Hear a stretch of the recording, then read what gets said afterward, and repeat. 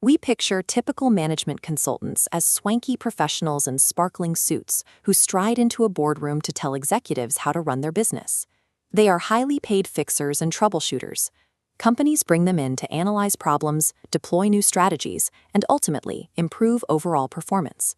We tend to glorify these experts for their specialized high-stakes analysis, yet we completely overlook the exact same level of strategic optimization happening every single day right inside our own homes.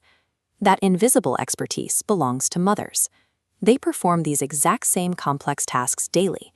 They just do it without the corporate titles, the glass-walled offices, or the skyrocketing hourly fees. It is time to audit a mother's daily routine and evaluate her skills using elite MBA-level metrics. If we strip away the pretentious business jargon, we can clearly see how top-tier consulting frameworks map flawlessly onto standard domestic tasks.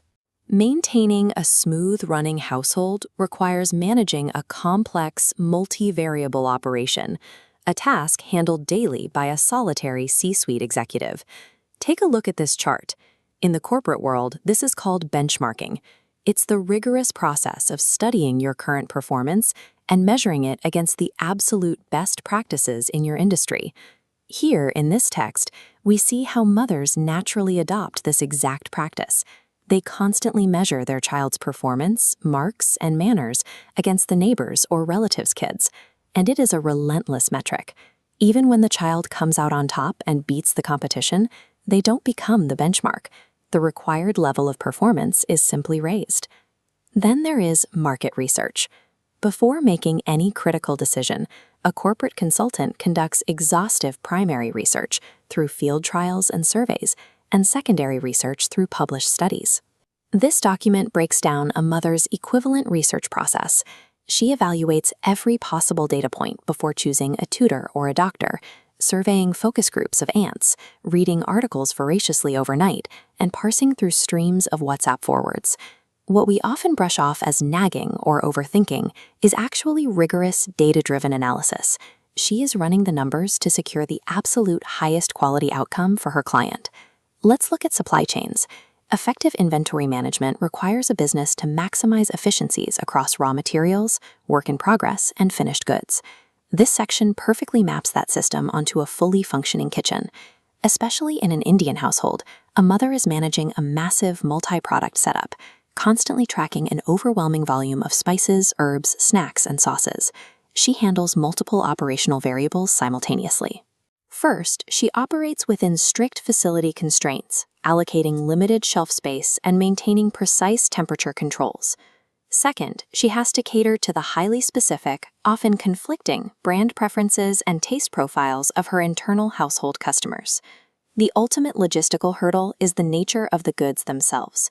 Managing a heavily perishable inventory requires precise, frequent restocking cycles to avoid system failure.